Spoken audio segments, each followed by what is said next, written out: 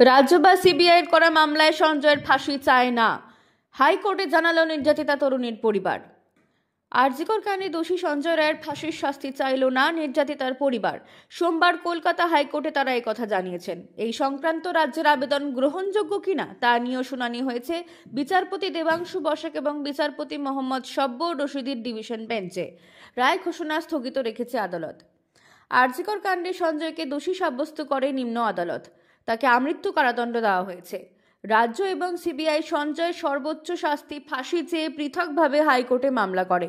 শুধুমাত্র সেই মামলার প্রেক্ষিতে সঞ্জয় সর্বোচ্চ শাস্তি চায় না বলে জানিয়েছে নির্যাতিতার পরিবার। শুনানি চলাকালীন তাদের আইনজীবী শামীম আহমেদ বলেন, রাজ্য এবং সিবিআইয়ের আবেদন নিয়ে আমাদের কোনো বক্তব্য নেই।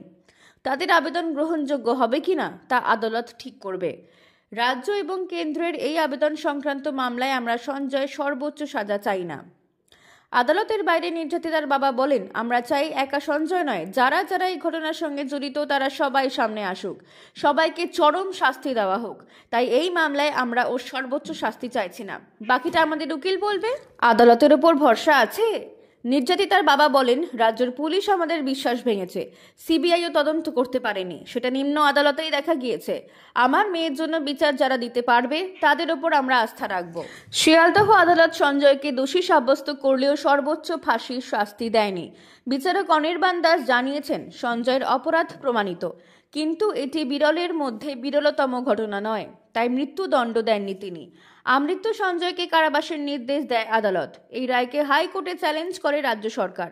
সঞ্জয়ের মৃত্যুদণ্ডের আবেদন জানায় তারা। পরে হাইকোর্টে রাজ্যের মামলা নিয়ে প্রশ্ন তোলে সিবিআই। এই মামলায় তদন্তকারী সংস্থা সিবিআই। আদেও রাজ্যের এই মামলা করার এখতিয়ার আছে কিনা জানতে চায় তারা। তারপর তারাও একই আবেদনের মামলা করে উচ্চ আদালতে। সোমবার এই সংক্রান্ত শুনানিতে রাজ্যের অ্যাডভোকেট জেনারেল কিশোর দত্ত জানান, সিআরপিসির 377 এবং 378 ধারায় বলা আছে, তদন্তকারী সংস্থা ছাড়াও রাজ্য আবেদন করতে পারে। এই ক্ষেত্রে এবং শব্দ যুক্ত করে রাজ্যকে সেই এখতিয়ার দেওয়া হয়েছিল। কিন্তু কেন্দ্রের অতিরিক্ত সলিসিটর জেনারেল এসভি রাজু পাল্টা জানান, ভারতীয় ন্যায় সংহিতার নতুন আইনে সিআরপিসির ওই দুই ধারার প্রভাব নেই, ফলে এই ক্ষেত্রে ওই দুই ধারা প্রযোজ্য হয় না। সিবিআই এর তরফে আরও জানানো হয়, আরজিকর মামলার কেস ডায়েরি সহ সব নথি সিবিআই এর কাছে রয়েছে, রাজ্যের কাছে কোনো নথি নেই। এই মামলায় বিচার প্রক্রিয়া রাজ্যের কোনো ভূমিকা ছিল না, শুধুমাত্র সিবিআইয়ের আইনজীবী সেখানে ছিলেন। হঠাৎ রাজ্য আগ্রহ দেখাচ্ছে। এই মামলায় তারা কোনোভাবেই আদালতকে সাহায্য করতে পারবে না।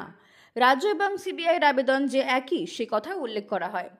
বিচারপতি বসাক এএসিজির কাছে জানতে চান, নিম্ন আদালতের রায়ের পর কেন্দ্র যদি কোনো আবেদন না করত তবে কি রায় চ্যালেঞ্জ করাই যেত না? এসএসজি জানান, সেই ক্ষেত্রে রাজ্য রায় পুনর্বিবেচনা আর্জি জানাতে পারত। উভয় পক্ষের বক্তব্য শুনে শুনানি শেষে রায়দান স্থগিত রেখেছে আদালত। আপনি যদি খবর দেখতে পছন্দ করেন তাহলে এই চ্যানেলটি সাবস্ক্রাইব করে রাখুন, আর মমতা ব্যানার্জির রাজনৈতিক ইতিহাস জানতে এখানে ক্লিক করুন।